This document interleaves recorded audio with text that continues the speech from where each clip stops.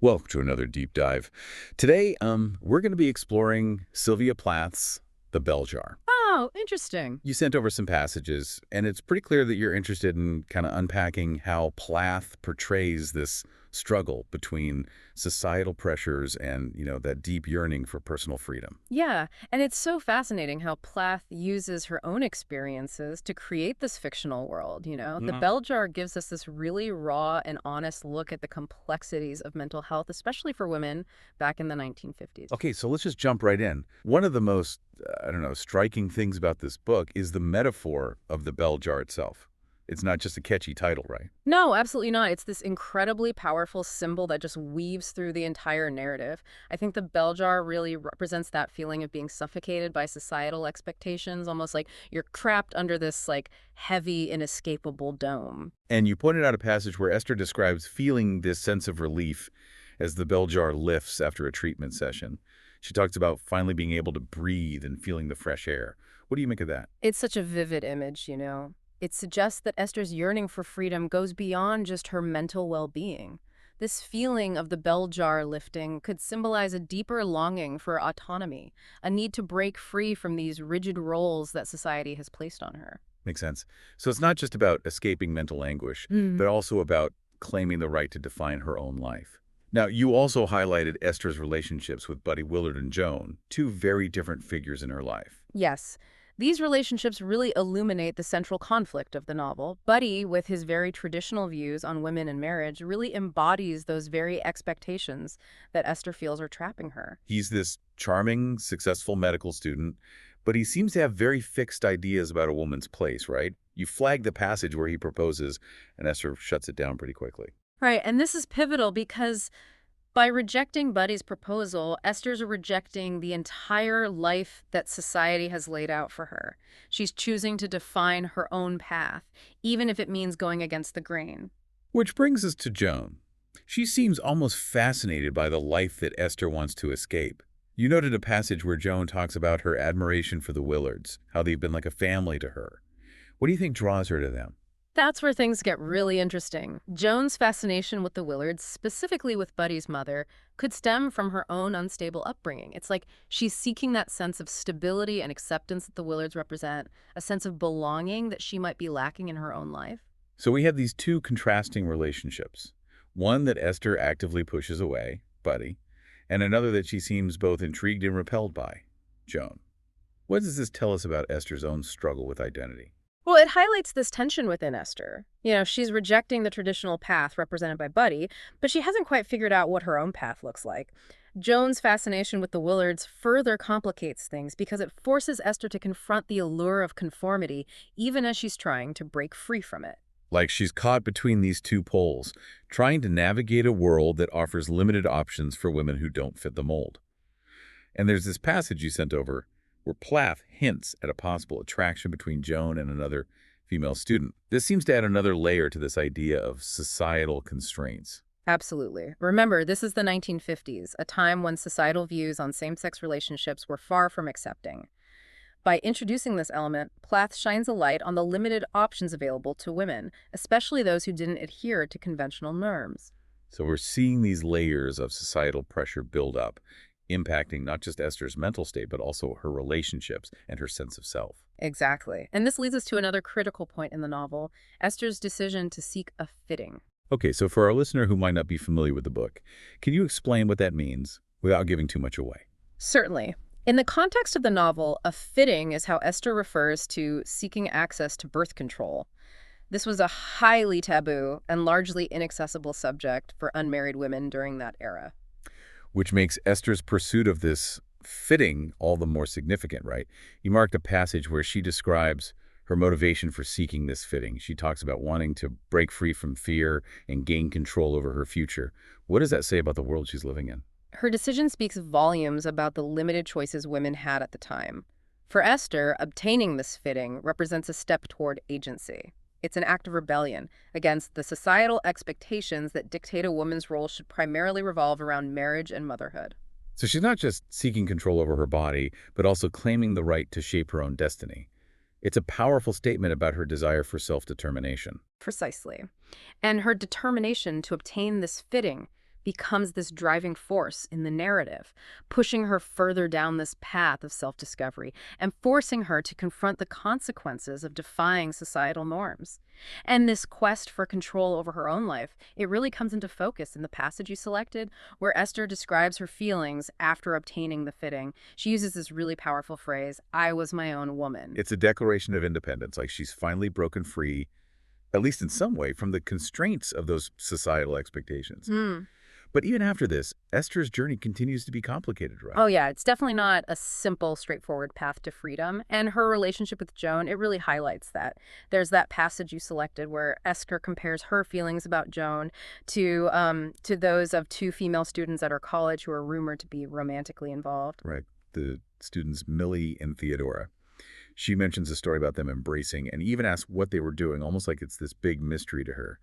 Why do you think Plath includes this detail? I think it speaks to the prevailing societal views of the time, and how they limited even Esther's understanding of relationships. Even as she's rebelling against certain norms, there are still these ingrained beliefs that she struggles to fully confront. So even Esther, who is pushing boundaries in so many ways, is still grappling with these deeply ingrained societal expectations about what's acceptable, what's normal. Exactly. And this theme of unconventional relationships pops up again when Esther talks about the famous woman poet at her college who lives with another woman, a stumpy old classical scholar. This relationship challenges traditional views of women's roles and partnerships. And it seems to have a pretty profound impact on Esther. You highlighted the passage where she tells the poet that she might get married and have children someday, and the poet is like horrified. It's almost like she sees marriage and motherhood as a threat to Esther's potential. Yeah, it's as if the poet represents a different path, one where women can achieve success and fulfillment outside of those traditional roles. Her reaction to Esther's comment suggests that she sees these societal expectations as limitations, maybe even as a form of oppression. It's fascinating how Plath uses these contrasting relationships to expose the complex web of societal pressures that Esther is trying to navigate. On one hand, she's drawn to the poet's independence, but on the other hand, she's still wrestling with those ingrained desires to fit in, to conform. It's this internal struggle that makes her relationship with Joan so compelling. They're constantly pushing each other's buttons, almost like they're mirrors reflecting back their deepest fears and insecurities. There's that incredibly charged line you pointed out, where Esther tells Joan, "You make me puke if you want to know." It's such a raw, visceral reaction. What do you make of that? I think it speaks to the intensity of their connection. They are both fascinated and repulsed by what they see in each other. Joan embodies that traditional path that Esther is trying to reject, while Esther represents the rebellious spirit that Joan might secretly admire but is too afraid to embrace. And this tension reaches a boiling point later in the novel after Esther's released from the asylum. Joan visits her, and they have this incredibly revealing conversation about Buddy Willard. Right. Joan reveals that she's still in contact with Buddy's mother, and she expresses admiration for Mrs. Willard's perfect life. It's as if Joan is clinging to this idealized image of womanhood while Esther is trying to break free from it. And then Joan drops this bombshell. She admits that she never really liked Buddy Willard. It was his family she liked. She even says, "Mrs. Willard's a wonderful, wonderful woman. She's been a real mother to me." What do you think Plath is trying to convey with this confession? It's a really complex moment. Joan's attachment to the Willards, to their seemingly perfect life, could be a way of compensating for something lacking in her own life. Perhaps she sees in Mrs. Willard the maternal figure she never had. So it's not just about romantic attraction. It's about a deeper need for belonging, for stability. And this confession further complicates their relationship, highlighting their fundamentally different approaches to life and their contrasting desires. Exactly. And this brings us to another crucial aspect of the novel, the way it portrays mental health and the stigma surrounding it. Esther's experiences with therapy, shark treatments, and the asylum system offer us a glimpse into how mental illness was viewed and treated back then. You marked a passage where she describes feeling like a zombie after receiving shock treatments. It's a chilling reminder of how far we've come in understanding and treating mental health conditions, but also a sobering reminder of how much work still needs to be done to combat the stigma. Yeah, and it's crucial to remember that the bell jar is a product of its time. While it offers a powerful critique of societal norms and expectations, it also reflects the limited understanding of mental health prevalent during that era. It's a story that needs to be read within its historical context. We can appreciate its groundbreaking insights while also acknowledging its limitations. But even with those limitations, the bell jar continues to resonate with readers today because it speaks to these really universal human experiences. The desire for freedom, the struggle for identity, the challenge of navigating those societal pressures. And those themes are just as relevant today as they were in the 1950s, right? We're still grappling with those societal expectations, with these often invisible pressures that shape our choices, our relationships, even our sense of self. Absolutely. Esther's journey reminds us that the fight for personal freedom and self-discovery is ongoing. It takes courage and resilience and a willingness to question the status quo. And sometimes it means confronting some uncomfortable truths about ourselves and the world around us. Indeed. But in that process of confronting those truths, we can come to a deeper understanding of ourselves and our place in the world. And that, I believe, is the heart of what the bell jar is all about. It's been a really thought-provoking discussion so far, but there's one more theme I want to touch on before we wrap up. Motherhood. You sent over a few passages related to this, and I think it's a really crucial element in understanding Esther's journey. It's a really important theme for sure. The societal expectations surrounding motherhood play a significant role in shaping Esther's anxieties and her resistance to those traditional roles. Yeah, you highlighted this passage where Esther's sitting in a doctor's waiting room, flipping through a magazine called Baby Talk.